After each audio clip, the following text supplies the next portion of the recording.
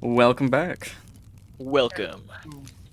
So we're back today with another story. Obviously, we have a new scary story called "The Candleman." I talked to the writer, and he said that this is his first kind of dive into horror. He said he's a screenwriter and a filmmaker, so I thought that was cool. I went to school for that, so I think this is my first time we've actually read from another screenwriter. So that's pretty I think cool. so. I'm very interested to see how his dialogue is, because I love dialogue. Mm. Um, Also, the author name is Brandon Lee Benton. When I first was talking to him, when he said Brendan Lee, I kind of thought he was messing with me because Brendan Lee is Bruce Lee's son's name, the one that like passed away. And you ever seen the movie The Crow? No, No, what? You need to go watch that. I haven't seen a lot of movies, man. Anyway, he was in that movie. He got it was like a kind of like a horror action movie, and in one of the scenes, I'm kind of going on a tangent here, but in one of the scenes, there was like a shootout, and there was something stuck in the prop gun. So when the guy Oh shot, he shit! shot Brandon Lee, and he died. So Damn. that's what I was thinking when I first read his name. I thought, but because clearly that's not him. But anyways, we also have a guest today to help us read because the story's a little longer. So I figured maybe let's get a little guest host on. It is BK ASMR himself in the flesh. Do you mind Hello, The hello. boy. introduce yourself, Benjamin?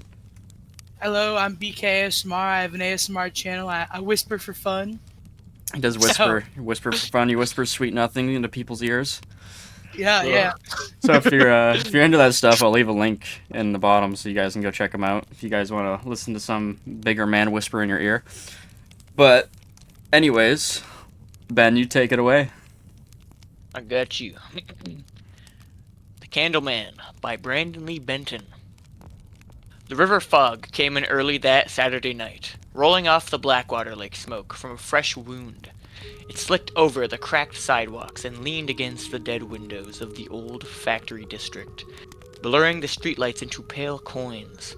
By 9 o'clock, the town felt underwater, every sound muted except the occasional hiss of a passing car and the distant horn of a freight train that never seemed to get any closer. I stood in the middle of Harrow Street with my hands stuffed into my hoodie, listening to my friends' shoes crunch on the snow, broken glass behind me. We'd been drinking cheap beer at Nico's place, watching horror movies with the volume cranked up, while Jonah told us the story, The Candle Man. The name stuck in my head like a splinter and just kept digging. Last chance to bail, I said, without turning around. Casey snorted beside me. You say that like we're gonna let you go into the death factory alone. Nico, shorter than the rest of us, swallowed by his denim jacket, jogged up until he was in step on my other side. Also, you still owe me for the beer. If you die, your mom's not paying me back. Mara walked a few steps behind, the only one smart enough to bring a flashlight. The beam cut through the fog in a dull cone, sliding over boarded windows and rusted doors. She hadn't said much since we left, but I could feel her eyes on my back every time I slowed down. You sure it's this way? She asked. Old Harrow Foundry? Nico said. Yeah, just keep going toward the smell of tetanus and disappointment. I forced a laugh. The foundry, what was left of it, had sat at the edge of town for over a century. A brick skeleton sinking into the riverbank, where kids went to spray paint their names and scare each other with dares. But tonight, it felt less like a hangout and more like a destination. Jonah had been wiping his hands on a rag in his dad's garage when he told us. The air thick with oil and dust. A guy from his brother's crew had gone up to the foundry one night last year. He came back without his little sister. Told the cops she ran off, but when he got drunk, the story changed. Tall figure in the fog, a candle burning its skull, a scream like a blown out speaker, and then she was just gone. Urban legend, Nico said. But Jonah hadn't argued. He just gone quiet in that way that made the hairs on my arms stand up.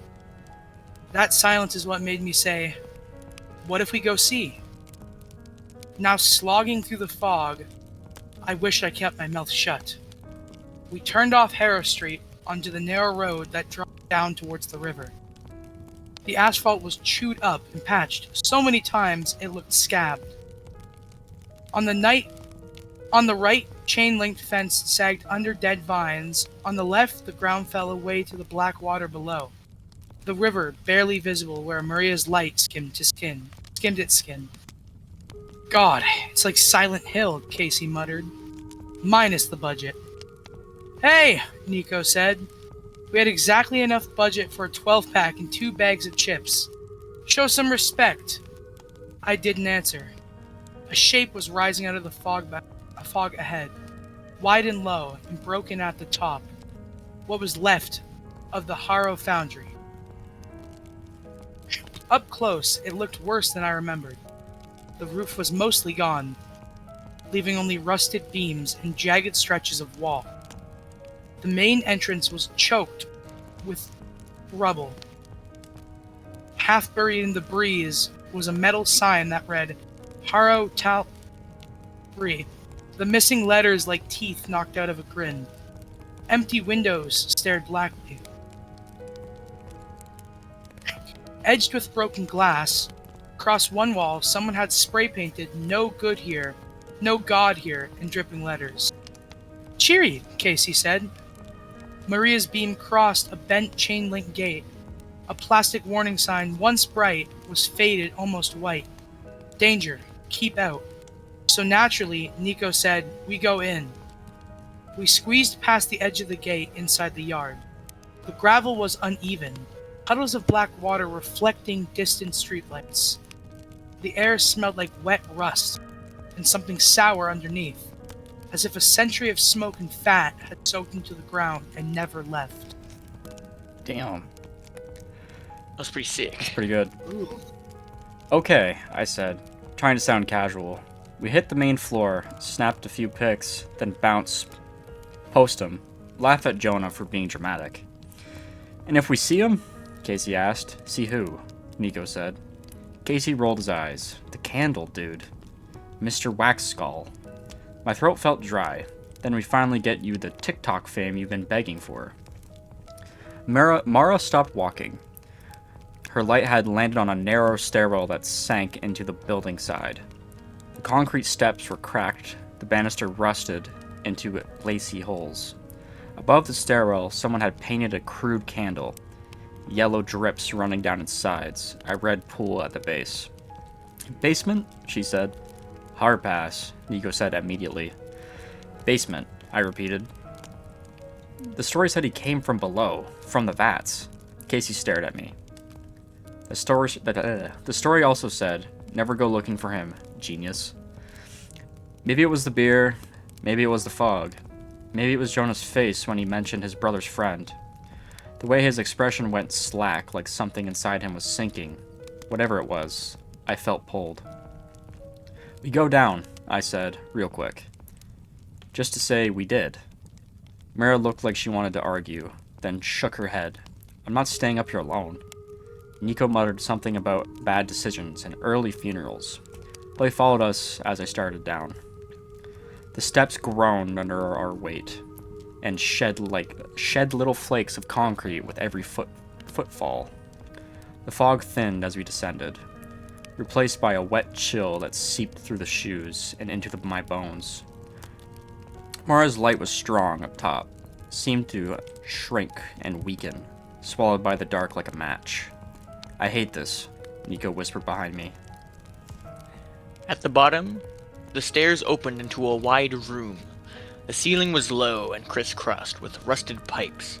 From them hung thick drips of old wax, turned gray with age. The floor was a patchwork of cracked concrete and open pits filled with shadow. Against one wall loomed massive vats, their rims crusted with hardened, pale layers. Okay, that's gross, Casey said. Is that? Old tallow? Mara answered quietly, rendered fat. They used to make candles from animal fat. Sometimes even from... Please don't finish that sentence, Nico cut in. I walked towards one of the vats. Mara's beam slid over the rim, catching an uneven surface of bubbles and drips. And here, and here and there a darker stain that made my stomach twist. I imagined someone falling in, screaming, bones boiling. I shook the image away. Alright, we saw the vats, Nico said, his voice a little too high. We did the thing. Can we leave before we catch a ghost-borne disease? A faint click, clink, froze us. It sounded like glass. Tapping glass. Mara snapped the beam in that direction. The room looked empty. What was that? Casey whispered. Probably just something settling, I said, but my voice sounded thin, even to me. Clink. Louder this time, followed by a soft, dry rattle that sounded like teeth chattering. The light caught a piece of chain swinging slowly from a beam near the far wall, as if someone had just brushed past it. Oh, sick. Mara's really good. hand shook. That wasn't the wind. There's no wind down here. Nico took a step towards the stairs. Okay, nope, I'm out. We saw the vats. We heard the haunted chain. 10 out of 10. Leaving now. The air felt tight in my lungs. The room was holding its breath. We came for proof, I said. Picture at least. Otherwise, Jonah's just gonna say we were too scared to really look. Jonah isn't here, Casey said sharply. We are. And whatever made that sound is also here. I opened my mouth to argue, but a new sound rolled through the dark and turned everything in my body to glass. It started low, a vibration in my ribs, like somebody had turned on a huge amp in the next room. Then it shot upward, jagged and brutal, into a screaming feedback shriek that ripped the air apart. It didn't sound like a voice. It sounded like a recording of a scream played too loud through a blown-out speaker, chopped into uneven clips and thrown at us all at once. Jesus! Nico yelled, clapping his hands over his ears. Mara dropped the flashlight. It hit the floor and spun, tossing wild slices of light across the room. The vats leapt in and out of view like tall, haunted figures. Upstairs! Casey shouted. We ran. My foot slipped on the first step and I smashed into the wall with both hands. The flashlight beam whipped widely, then stopped, pinning itself on something that hadn't been there a second before. Something standing in the middle of the room. Don't move, Mara whispered. The screech faded into a hiss of static, like someone slowly turning a volume knob. My own heartbeat hammered in my ears. The figure was tall and narrow, shoulders hunched. Strings of what looked like wax and tendon hung from his arms and ribs, dripping, but never quite hitting the floor. Body was stretched thin, the spine a sharp ridge under sagging remnants of clothes fused with hardened drips. The head was worse. It was a half-melted skull. Bone and wax collapsed together. Wow. Eye sockets hollow tunnels. From a crater in the top rose a single pale candle, perfectly straight, its sides ridged with old drips. The flame burned a sickly yellow white, too bright for this much darkness, yet it cast only a tight cone of light on the floor. Smoke curled from it, but instead of rising, it slid downward, coiling around the thing's head like a slow, dirty halo. Damn. The Candleman. I didn't want to name it, but my brain did it anyways. It moved. It didn't lumber, it stepped long, quick, like it was always on the edge of falling and catching itself at the last instant. His knees bowed inward wrong, making each stride look broken yet horribly efficient. With its first step, it snapped its head down, as if staring at his own feet, lowering the candle so its narrow light swept over the floor. The beam slid over Mara's dropped flashlight, over Nico's shoes, over my hand on the wall. Whatever it passed, our shadows misbehaved. They stretched tall and thin, separating from us. Headless, each crowned with a tiny flickering candle on the stump of the neck. Don't look at it, Mara gasped. Don't. The candleman screamed again. This time the sound felt like it exploded inside my skull. It was the same blown-out feedback, but chopped into rapid bursts, as if someone were flicking a switch on and off. On and off. The pipes overhead rattled so hard, dust rained down like gray snow. My teeth buzzed. Nico scrambled up the stairs, half climbing, half crawling. Casey grabbed his arm and hauled him higher. "Move, Evan," Casey yelled. "Go!" I tried. My legs were heavy, filled with slow liquid heat like melted wax. The candle's light swept forward, and my shadow peeled away from my feet again. I watched it stretch along the wall, its head dissolving, a stubby candle burning at the stump. I could feel something tugging at the flat, wrong shape, and through it. Tugging at me. Mara slammed into my side and grabbed my arm so hard I yelped. The pain was enough. We charged up the stairs. Nico was almost at the top. Mara was just ahead of me. Casey stayed at my shoulder, breathing hard, muttering, "No, no, no, no, no." That's kind of funny beat. Under his breath, like a prayer, the candlelight slid over our feet. I saw both shadows, mine and Casey's. Both stretched, both lost their heads. Mine snapped back to normal with a thick shudder. Casey's didn't. It froze in that headless shape, the little candle on its stump burning steady. The candleman screamed. The chopped burst smashed into the stairwell like physical blows. The rusted railing rattled and then tore away from the wall. Casey had one hand on it. Suddenly, he had nothing. He pitched backward with a strangled cry. I grabbed for him, fingers brushing his sleeve, but the scream felt like it shoved him down, like the sound itself had hands. He tumbled, hit the landing, and slid to a stop at the candleman's feet. "Casey!" Nico yelled from above, voice breaking. The candleman bowed low, like it was examining a broken toy. The candle dipped close to Casey's face, in that tight circle of light. I saw his eyes, wide and unfocused, his lips moving soundlessly. His shadow lay pinned beneath him, still headless, its little candle flickering. The creature just stared, like a man checking a wick. Then his jaw opened. Where a tongue should have been, there was a roped mass of half-melted wax and pale spikes, like tallow teeth. It lowered that maw to Casey's chest.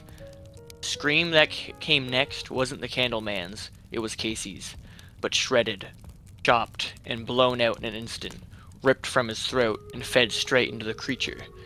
The sound was cut off in the middle, like someone had hit stop. Casey's body jerked once, then went limp. A thin thread of molten wax slid from the candleman's mouth into his, sealing his lips in a pale line. "We have to go," Mara said, voice raw. She yanked my arm. Everything in me wanted to go down instead of up, to drag Casey away from that narrowing cone of light. But the candleman was already straightening to its full height, the candle in its skull flaring brighter, as if it had been fed, its head angled toward the stairs, the candlelight reaching for us. I turned and ran. I don't remember exactly how I got up the rest of the steps. I only remember the slam of them under my shoes. Nico's ragged sob somewhere ahead, Mara's grip bruising my arm. Then we were bursting back into the open fog, leaving Casey's body in the dark below, lying in a pool of light that didn't belong to him anymore. They just left him, man. They did, but that was fucking awesome. We tore across the yard. Gravel slid under my feet. Behind us, I heard the wet, even clap of the candleman's steps. Too fast, too regular, like a metronome someone had set to panic. We squeezed through the gap in the fence. On the road, the streetlights floated in the fog like pale halos, humming softly. "Car!" Nico gasps. "We need the car!" We'd parked 3 blocks up near the corner store. It might as well have been miles. Casey would have made a joke there. I realized. Some crack about cardio or haunted Uber rides. The absence hit like a punch. We ran uphill. My lungs burned. I risked a look back. At first, there was only fog.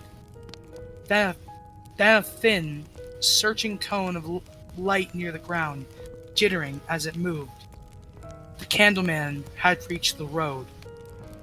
It moved faster here, those bowed knees almost touching as it strode uphill. Head still bowed so the candle lit each step. It reminded me of someone who couldn't walk unless they could see exactly where their feet fell. Like the light was a track and it was stuck on it. It screamed again. The blown out screech leapt ahead of it, rattling the metal of the lamppost. One of the bulbs flickered, buzzed, and then went out, leaving a black patch in the fog. "We're leading it right under lights!" Nico shouted. My brain grabbed onto a piece of Jonah's story. The Candleman was drawn to candles and windows, to lone flames after midnight, drawn to light, both his and ours. "If it needs light," I panted, "we need the opposite." "What, a cave?" Nico said. I skidded to a stop beside a lamppost, and its base, halfway between the weeds and the trash, was a metal service box. "Evan!" Mara shouted. "What are you doing? Help me open this." I dropped to my knees and clawed at the lid. Rust flaked under my nails. Mara jammed the edge of her flashlight between the lid and the box and pried. The metal shrieked. The lid jumped up an inch. I got my fingers under it and wrenched it open. Inside was a small breaker panel with a row of switches labeled in fading marker H1, H2, H3. A cheery yellow sticker on the door read, "City Property. Do not tamper." The Candleman screamed again. Closer. The lamppost above us flickered. "Which one?" Mara said. "All of them," Nico yelled. I grabbed every switch I could reach. Whoops. I grabbed every switch I could reach and slammed them down. Something thunked inside the pole. The light overhead sputtered, dimmed, then went out. Down the hill, other lamps tied to the same line dropped one by one, darkness blooming along Harrow Street like a spreading stain. For a second, everything went very quiet. Then the Candleman shrieked. In the sun near black, the candle in its skull flared, brightening its little cone. There were no other lights now. No street lights, no glowing windows, just the fog and that single quivering beam. The darkness beyond its reach looked thicker, almost solid. It hesitated. The long legs stuttered. It bowed its head, turned in small. Did I read that wrong? It bowed its head, turned in small. Jerky arcs, the candle describing a twitchy circle of light. On the wet paved... I think he has some... You get this way. No, he's got some spelling stuff here, but it's not a big deal. As if it were searching for past that had been erased. "It's confused," Mara whispered. "Good," Nico said. "Let's confuse it from very far away." We should have just ran then. But I couldn't look away in that moment. The Candleman didn't look like a hunter. It looked lost, like someone trapped in a hallway of their own memories, with all the doors bricked up. "It only knows where to go if there's a light to tell it," Mara said quietly. "Maybe the foundry was the last place it saw, back when everything was fire and lamps and burning fat. Take away the rest, and it's just stuck." Casey's face flashed behind my eyes. His shadow pinned the end headless. The thin line of wax sealing his mouth. "Come on," I said. My throat hurt. "We're not losing anyone else." We slipped away along the dark side of the street, keeping well clear of the candle's circle. The Candleman took no notice. Its frantic stride had become a slow, searching shuffle, the bowed knees almost brushing as it traced small loops of asphalt, caught in the same pattern only it understood. By the time we reached the bright part of town, the sound of broken screeches had shrunk to a thin, glitchy whine in the distance. At the corner, The streetlight hummed steadily. Neon from the corner store painted the wet pavement red and blue. Nico sagged against a parked car, breathing hard. "I'm never making fun of your superstitions again," he said. Casey would have said something sarcastic. The silence, where his voice should have been, pressed in around us. Mara leaned against the brick wall, her knuckles still white around the flashlight. "Do we call someone?" she asked. "Cops? News? A priest?" "Say what?" Nico said. "Hey there's a Victorian wax skeleton with a candle in his head stuck on a narrow Harrow Street because we flipped the breaker. They'll arrest us for messing with the grid." I stared back down the hill. The old foundry district was just a dark notch in the town, a place where the fog sat heavier. Somewhere in that patch, a small, pale flame moved in hesitant arcs. "If people keep going down there with flashlights," Mara said, following my gaze, "or leaving candles burning in the windows, he'll find a path again. He'll always find a path when there are lights, when there's light to walk." I thought of Jonah's missing girl, Casey lying on the concrete, while his shadow burned wrong. Of all the kids who came here for kicks with phones and cheap lighters, what if we don't let them, I said. Nico frowned. "Don't let who, what?" "People," I said. "What if we make sure nobody goes down there at night with a light, at least on nights like this?" Mara tilted her head. "You want to put up a sign? Don't feed the cursed candle creature?" "Not a sign," I said. "A story where we tell them what happened. We tell them what he does. We tell them if they bring light, he follows it." Like an extremely traumatized public service announcement, Nico said. "Yeah," I said. "Exactly like that." She watched me for a second, then nodded. Stories stick. People forget facts, but they remember what scares them. We walked to Nico's car in silence. The interior smelled like stale fries and fake pine, and it was the best smell in the world right then. As he drove, the normal sounds of town slowly came back. TVs behind thin walls, a distant dog, the occasional car. It was like the world had snapped back into place. But there was a crack running through it now, and I knew exactly where. "Do we say his name?" Nico asked at one point. "Whose?" I said, even though I knew. "Elias Harrow, the guy who owned the place. That's who he was, right?" I stared out at the passing lights. "Not telling anyone his name," I said. "We tell them the rules, where not to go, what not to do. That's it." "Names give things power," Mara said from the back seat. "Stories give people a chance." Eventually, Nico turned onto my street. Here, most of the houses were dark. Porch lights off.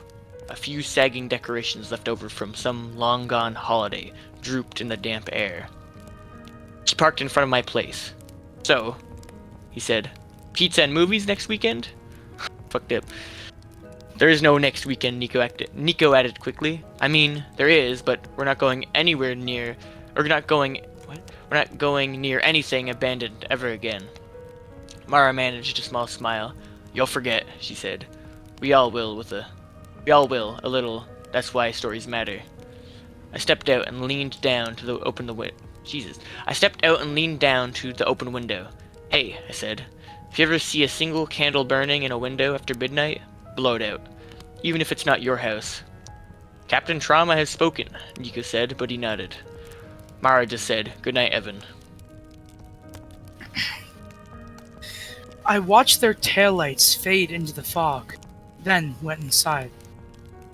My mom had left a lamp on in the living room, a nice, normal lamp. Warm and soft, I stood over it for a long second, my hand hovering above the switch. I saw Casey again on the landing, his shadow wrong underneath him. The candleman bowing low to examine his flame. I heard that chopped, blown-out scream. I turned the lamp off. The dark that filled the room wasn't the foundry's darkness. It felt honest. I stood in it until my eyes adjusted, listening. No screech, no rattling chains, no wet footsteps on the street. Over the next few days, the story spread like they always do. Nico told it once, and had to keep retelling it. He cut out some of the crying and added more running, but he kept the important part. Casey didn't make it, and it was because they took light where they shouldn't have. Some kids laughed, some didn't. Enough believed that on the next foggy weekend, Horror Street stayed darker than usual. A couple of lamps broke. People blamed the wiring, the town budget, anything but us. Sometimes late at night, I'd wake up and listen.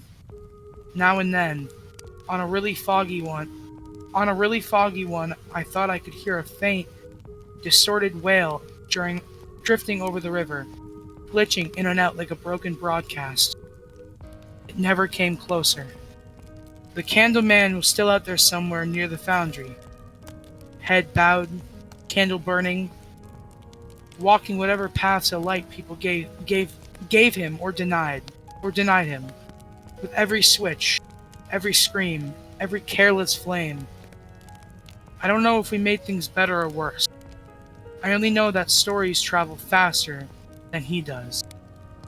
And that every time someone listens, every time a porch light goes off a little earlier, every time a candle gets blown out after midnight, somewhere in that dark patch by the river, he pauses at the edge of his own thin circle of light and can't quite find the next step. And for now, that's enough for me to sleep. That was pretty good. Damn. That was good. That was very good. I like that. I do have a couple notes for the writer. It honestly, it reminded me a lot of Goosebumps, like a Goosebumps story. Goosebumps? Yeah, you know what? I get that. Yeah, I can see that. I can see that too. But see, like, so that's good and it's bad. It depends on what he's trying to, like, what audience he's trying to reach. Like, this would be great. This would be really great for, like, a 13 to, like, 17, maybe 18 audience. Because, it's, like, it's just scary enough for people to, like, get a little creeped out if they don't, like, super into horror. You know what I mean? Oh yeah, I know what you mean. But it's not that scary. The monster's really it's like cool. It's introductory. Yeah, to it's horror. yeah. So the monster's really cool. I love the monster. I really like the monster because he said that he made the monster. So great job. It's very, very on unique. on that side. Like that's a great monster. Yeah. The one thing I could say was he didn't feel super threatening to me. Well, I think it goes with like the introductory to horror thing, and more like they said it's kind of like a story. It's kind of like make sure to turn your lights off at night. It's kind of like a Yeah, a that's folk's tale. so that's why I was saying it kind of reminds me of like Goosebumps, right? Because it's like a folk tale. But like I'd have to talk to him about this and see like if he's trying to make, because obviously he said this is his first horror, so like this is great for a first horror story. I It's can really tell. good. Oh yeah, I really like that. Like it's really good, but this is just me like trying to help him out a little bit. If you're trying to make something scarier, make the monster more threatening. If anything, you should have had them be in the house more. Like you could have definitely like fattened this story up a little, made it a little longer. Like you could have had them in the house longer because the house was actually pretty creepy, right? Like your introduction was really strong. Yeah. Was it a house or was it a Or what was It it? was like Right? I thought it was a factory. Oh, factory. Yeah. I agree with that. Though. Yeah. They could have had more stuff in the factory. Yeah, he should have had them in there longer. Like, because he could have made it, because obviously the Candleman is like some sort of like entity, right? And what I think would have been cool if he had like, because he was kind of messing around with like the shadows and like how you can see the monster like makes you see stuff in the shadows and things like that. Yeah. He could have had it like so that whole factory was like the monster's domain, so he can manipulate it, right? Oh yeah, like to be like lights would switch on. And it's like, oh, you gotta get the fuck out of there. Yeah. Yeah. So he could have really like made that be the monster's domain, and it could have been because you have like one of the friends didn't get out, right? It was just one friend. Yeah, he got taken. Casey, right? I believe it was Yeah. Casey. Yeah. I was gonna. I'll bring some up about that after, but I feel like if you had them be in the factory instead of them being in the street, I understand why you had them in the street. You had to like kind of introduction like the monster's weakness and stuff. If you had it in the house, it'd be hard to kind of show that maybe. Yeah. But I think if you had it in the factory for a lot of it, and had it so maybe it was just our main character that got out, because that feels more impactful. You know what I mean? Like it feels a lot more like if this monster was slowly preying, and then like See, slowly it seemed taking like it each got person. stronger or something after you killed one. Yeah, so Yeah. It got brighter. yeah, the monster like slowly took each person, and then maybe he let our main character out because our main character was gonna tell the story. So maybe he always leaves one.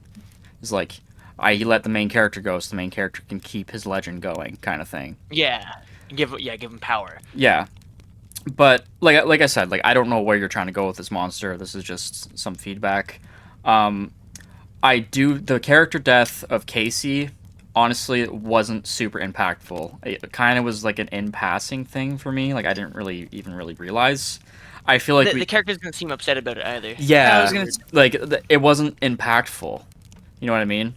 Like if your friend gets taken by a monster, like You're not asking about Pete the next week, you know? yeah, you know what I mean? Like the end People stop conversation talking. felt so casual, and I was like, they did just get chased down and like lose their friend, right?